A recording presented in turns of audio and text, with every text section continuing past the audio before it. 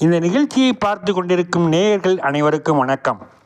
இந்த நிகழ்ச்சியை முதல் முறையாக பார்க்கிறீர்கள் என்றால் சப்ஸ்கிரைப் பண்ணுங்கள், பெல் பட்டனை ப்ரெஸ் பண்ணி ஆல் செலக்ட் பண்ணுங்கள், ஃப்ரெண்ட்ஸுக்கும் உறவினருக்கும் ஷேர் பண்ணுங்கள், லைக் பண்ணுங்கள். மேலும் இந்த நிகழ்ச்சியை ஸ்கிப் பண்ணாமல் பாருங்கள். அப்போ தான் இந்த நிகழ்ச்சியை உங்களுக்கு முழுமையாக புரிந்து கொள்ள முடியும். மேலும் இந்த நிகழ்ச்சியை ஒரு முறைக்கு இருமுறை கேட்டால் தான் உங்களுக்கு உங்களுடைய ஜாதகத்தின் அடிப்படையில் பலன்கள் புரிய வரும். தயவுசெய்து இதை நீங்கள் முழுமையாக கேளுங்க. நாம் இப்பொழுது மேசம் முதல் மீனம் வரை ராசி பலன்களை சொல்லி வந்திருக்கிறோம். ஆனால் இந்த முறை முதல் முறையாக லக்கணத்திற்கான பலன்களை நாம் கூறி வருகிறோம். லக்கணத்திற்கான பலன்கள் என்பது ஒரு சுய ஜாதகத்தினுடைய ஒரு 60% முழுமை பெற்ற பலன்களாக சொல்லப்படுகிறது. அதாவது உங்களுடைய ஜாதகத்தை நீங்கள் எடுத்துக்கிட்டிங்கன்னா அந்த ஜாதகத்தில் 12 கட்டத்துக்குள்ளே லானான்னு போட்டிருக்க 2 கோடு போட்டிருக்கோம், அதுதான் லக்கணம். இப்போ சிம்மத்தில் லானான்னு போட்டிருந்து 2 கோடு போட்டிருந்தா அது சிம்ம லக்கணம். இப்போ நம்ம சிம்ம லக்கணத்தினுடைய பலன்களை பற்றி தான் சொல்ல போகிறோம். ஏன்னா ஏற்கனவே மேச லக்கணம், ரிஷப லக்கணம், மிதுன லக்கணம், கடக லக்கணத்தை பற்றி சொல்லிட்டோம். இப்போ நம்ம சிம்ம லக்கணத்தை 5வது லக்கணமாக சொல்ல போகிறோம். இதே நாங்கள் லக்கணத்துக்கு ராசி பலன் சொல்கிறீங்க, எல்லாத்துக்கும் ராசி பலன்கள் தானே சொல்லுவாங்க, நீங்கள் லக்கண பலன்கள் சொல்ல வரீங்கன்னு. இல்லை, லக்கணத்தை மையமாக வைத்து 6ஆம் இடம் என்று சொல்லப்படுகிற 6ஆம் இடத்திற்கான பலன்களை நாம் சொல்லப் போகிறோம். பொதுவாகவே சிம்மம் என்பது சிம்ம ராசிக்காரர்களாக இருந்தாலும் சரி, லக்கணக்காரர்களாக இருந்தாலும் பொது பலன்களாக நம்ம என்ன சொல்லுவோம் அப்படின்னா, மிகவும் கோபக்காரர்கள், நேர்மையாக நடந்து கொள்பவர்கள், எதையும் தொலைநோக்கு பார்வையில் பார்ப்பவர்கள், எடுத்தெறிந்து பேசக்கூடியவர்கள், எதையும் சமாளிக்கும் ஆற்றல் கொண்டவர்கள், எதிர்ப்புடன் போராடக்கூடிய வல்லமை பெற்றவர்கள், எதிராளிகளை கண்டு பயப்படாதவர்கள், எந்த சூழ்நிலையிலும் எந்த சந்தர்ப்பத்திலும் பின்வாங்காதவர்கள், மிகவும் துணிச்சல்காரர்கள், ஒரு காரியத்தில் எடுத்துவிட்டால் வெற்றியா தோல்வியா என்று பார்க்கும் வரை அவர்களுடைய போராட்ட குணம் என்பது இயற்கையாகவே இந்த சிம்ம லக்கணத்துக்காரர்களுக்கு இருக்கும். அப்படிப்பட்ட சிம்ம லக்கணத்திற்கு உடையவர்கள் அவர்களுக்கு 6ஆம் இடம் என்று சொல்லப்படுகிற கடன், பகை, நோய், எதிர்ப்புகள், வம்பு வழக்குகள், நிலப்புல தகராறுகள், குடுக்கல் வாங்கல் தகராறுகள், உறவினர்கள் பகை, கல்வி கேள்விகளில் தடை, பொருளாதார தடை, சர்வீஸ் ஓரியன்டான விஷயங்கள், இதை குறிக்கின்ற இடம் 6ஆம் இடம். இப்பொழுது சிம்ம லக்கணத்திற்கு 6ஆம் இடம் என்று நாம் சொல்லப்படுகிற இடம் எது என்று பார்த்தோமானால், சிம்மத்திற்கு 6ஆம் இடம் மகர வீடு. மகரத்தின் வீடு என்பது மகரத்தின் வீடு சனி ஆட்சி பெறக்கூடிய வீடு, சனீஸ்வர பகவானுடைய வீடு. சிம்மம் சூரியனுடைய வீடு. ஆக சூரியனுக்கும் சனீஸ்வர பகவானுக்கும் ஆகாது பகை என்பது உலகறிந்த விஷயம்.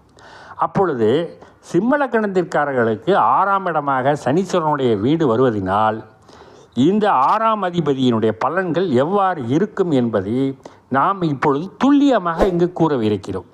பொதுவாகவே சிம்ம லக்கணத்தை பொறுத்தளவில் 6ஆம் அதிபதி என்பது மிகவும் கொடூரமாக இருக்கக்கூடிய அந்த 6ஆம் இடம் சனீஸ்வர பகவான். இயற்கையாகவே சனீஸ்வர பகவான் பலருக்கும் எந்த கிரகத்தையும், எந்த வீட்டையும், எந்த லக்கணத்தையும், எந்த ராசியையும் விட்டு வைக்க மாட்டார் என்பது பொது விதி. இருப்பினும் சிம்ம லக்கணத்திற்கு அதிகமாகவே தீமைகள் நடத்தக்கூடியவர் என்பது நாம் மறைக்கப்படாத உண்மை.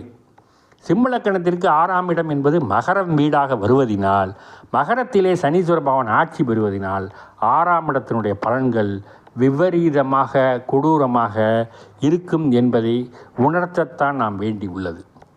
எவ்வாறு இருக்கும் என்று பார்த்தால், உங்களுக்கு கடன் இருக்கும், கடன் தீரவே தீராது. பகை இருக்கும், பகை எந்த காலத்திலும் தீராது. உறவினர் பகை இருக்கும், தீராது. நோய் இருக்கும், நோய்க்கான மருந்து காலம் முழுவதும் எடுத்துக்கொள்கின்ற நிலைமை இருக்கும். பகை காலம் முழுவதும் பிறர் ஊட்டி வளர்த்து பகையை பகையாக்கி, பகையினில் நெருப்பை ஊற்றி, பகைமைக்கும் பகைமை சேர்த்து பகையை முழுமையாக்கி பகைமையிலே வாழக்கூடிய நிலைமையை உருவாக்கி விடுவார்கள். அந்த அளவுக்கு பகையின் மூட்டம் உங்களை சூழ்ந்திருக்கும். உறவினர் பகை, நட்பு பகை, தொழில் பகை, வீட்டில் பகை, கணவன் மனைவிக்குள் சண்டை, அண்ணன் தம்பிக்குள் சண்டை, அப்பனுக்கும் மகனுக்கும் சண்டை என்று பல்வேறு கோணங்களில் பிரிவுகள் உங்களை சூழ்ந்திருக்கும். ஒன்றாக இருந்தாலும் ஒரே வீட்டில் இருந்தாலும் பிரிவுகள் என்பது ஒரே வீட்டில் தனித்தனியாக இருக்கின்ற கூட சூழ்நிலைகள் கூட வரலாம். அந்த அளவுக்கு இந்த 6ஆம் இடத்தினுடைய பலன்கள் உங்களுக்கு கெடுபலன்களாக தரும் என்பதில் எந்த மாற்று கருத்தும் கிடையாது. சரி, 6ஆம் இடத்தில் ஏதாவது நன்மைகள் உண்டா என்று கேட்டால் நன்மைகள் என்பது வாய்ப்பு இருக்கிறது. 6ஆம் அதிபதி 6ஆம் இடத்தில் ஆட்சி பெறாமல் இருந்தால் உங்களுக்கு நன்மை. 6ஆம் அதிபதி திசை சனி திசை வராமல் இருந்தால் மிகவும் நன்மை. அப்படி என்றால் 100%, 75% நீங்கள் தப்பித்துக் கொள்வீர்கள். 25% தான் உங்களுக்கு துன்பமும் துயரமும் வரும். தலைக்கு வந்து தலப்பாகையோடு போய்விடும் என்பார்களே, அதை போல 25% துன்பமே உங்களுக்கு பெரிதாக இருக்கும். அதை நீங்கள் எளிதில் சமாளித்து விடலாம். ஆகவே சிம்ம லக்கணத்திற்காரர்களுக்கு 6ஆம் இடம் என்பது ரணரோக சத்துரு, கடன் பகை, நோய் எதிர்ப்புகள், உறவினர் பகை, துரோகம் ஆகியவற்றை குறிக்கின்ற இடம். வேலைவாய்ப்பினையும் பொருளாதாரத்தையும் குறிக்கின்ற இடம். இந்த இடத்திலே உங்களுக்கு பலவிதமான ஏமாற்றங்களை சந்தித்திருப்பீர்கள், பலவிதமான துரோகங்களை சந்தித்திருப்பீர்கள், பலவிதமான பிரிவுகளை சந்தித்திருப்பீர்கள். அண்ணன் தம்பியோடு தகராறு நடந்திருக்கும், அப்பன் மகனோடு தகராறு நடந்திருக்கும், கணவன் மனைவியோடு தகராறுகள் நடந்திருக்கும், குடும்பத்தில் உறவுகளிடத்தில் தகராறு நடந்திருக்கும். இவ்வாறு பல தகராறுகள் நடந்தும் சரி செய்ய முடியாத தகராறுகளும் நீண்ட பகைகளுமாக வளர்ந்திருக்கும். ஒரு சிலருக்கு நோய்கள் தொடர்ந்து வந்து கொண்டிருக்கும். மாற்று மருத்துவம் மூலம் அவ்வப்பொழுது சரியாகி கொண்டிருக்கும். கடன்கள் எந்த காலத்திலும் அடைபடாது. கடன்பட்டான் நெஞ்சம் போல் கலங்கினான் இலங்கை வேந்தன் என்று சொல்லப்படுகின்ற அளவிற்கு நீங்கள் கலக்கத்துடன் காலம்பூராக வாழ்கின்ற நிலைமை உங்களுக்கு உருவாகி இருக்கும். அன்று கடன்பட்டேன், இன்றும் மீளவில்லை, இன்னும் வரை எனக்கு பொருளாதாரத்தில் மேன்மை இல்லை என்று புலம்பக்கூடிய அளவிற்கு உங்களுடைய வாழ்க்கை அவ்வளவு படு பாதாளத்தில் இருந்திருக்கும். ஆகவே 6ஆம் அதிபதி திசை சிம்மராசிக்காரர்களுக்கு சனி திசை வராமல் இருப்பது மிகவும் சிறப்பு. அவ்வாறு இருந்தால் நீங்கள் மிகவும் அதிர்ஷ்டசாலிகள் என்று தான் சொல்ல வேண்டும். மேலும் 6ஆம் அதிபதி சனீஸ்வர பகவான் உங்களுக்கு 6ஆம் இடத்திலே இல்லாமல் இருந்தால் பெருத்த யோகத்தினை தருவார். அவ்வாறு இல்லாமல் இருந்தால் 75% நீங்கள் தப்பித்துக் கொள்வது மட்டும் வாழ்க்கையில் சந்தோஷமாகவும் நீங்கள் இருப்பீர்கள். இன்னும் குறிப்பறிந்து சொல்லப்போனால் பகையும் நெருப்பும் உங்களுடைய பாக்கெட்டிலே இருந்தாலும் பகவானுடைய ஏதேனும் சுபர் பார்வை பெற்றுவிட்டால் அது உங்களுக்கு குறையும். மேலும் 6ஆம் அதிபதி திசை என்பது மிகவும் ஒரு ஜாதகத்தில் ஒரு லக்னாதிபதிக்கு லக்னக்காரர்களுக்கு 6ஆம் அதிபதி திசை வரக்கூடாது என்பது பல நூல்களிலும் சொல்லப்பட்டிருக்கிற உண்மை. ஏனெனில் 6ஆம் அதிபதி சிம்மத்துக்கு சனி திசை என்பது ஜென்மாந்திர பகைகள். அந்த பகை தீர்க்க முடியாத பொழுது 6ஆம் அதிபதி திசை வந்தால் எந்த அளவுக்கு நன்மையை செய்வார்? 100க்கு 100% தீமையே செய்வார். அதிலும் சனி திசை என்று சொல்லப்போனால் 19 வருட காலங்கள் பாடாத பாடுபடுத்தி பஞ்சாய் பறக்கடித்து நூலாய் பிரித்து விடுவார். ஆகவே ஆண்டவனிடத்தில் வேண்டிக் கொள்வதெல்லாம் சிம்மராசிக்காரர்களுக்கு சனி திசை வராமல் இருப்பது நல்லது என்பதுதான் எனது கருத்து. மேலும் சனீஸ்வர பகவான் 6ஆம் இடத்தில் அமராமல் இருந்தால் இன்னும் மிகுந்த பலன்களை அவர்கள் பெறுவார்கள்.